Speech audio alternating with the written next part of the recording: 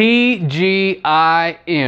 This month I'm focusing on Isaiah 9:6, and in that scripture it mentions Jesus as everlasting Father.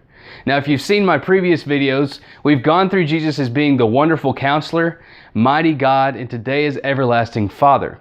And when I began to read this scripture and focus on everlasting Father, I was reminded of the story, the parable of the prodigal son.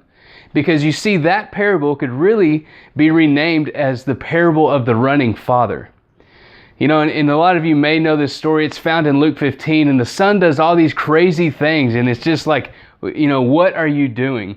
And he goes and he squanders his money away, he squanders his inheritance, and he just puts himself in a bad situation.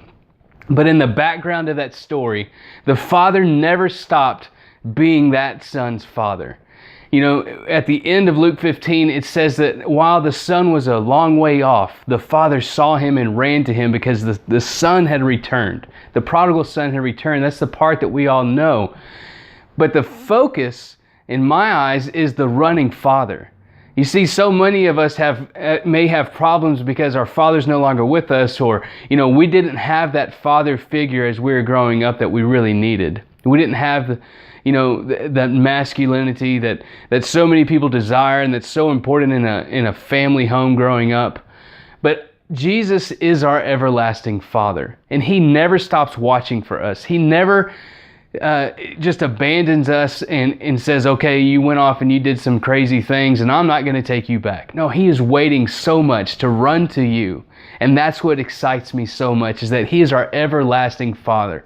There's nothing that can change that relationship between us, because He is everlasting, always there, ever present, our ever help in need that we should ever have. He is there for us, whether it be finances, whether it be spiritual stuff, whether it be physical things. He is our everlasting Father, and you cannot do anything to change that relationship, because He loves you so much that He sent His Son during this season to ensure that we have that relationship forever.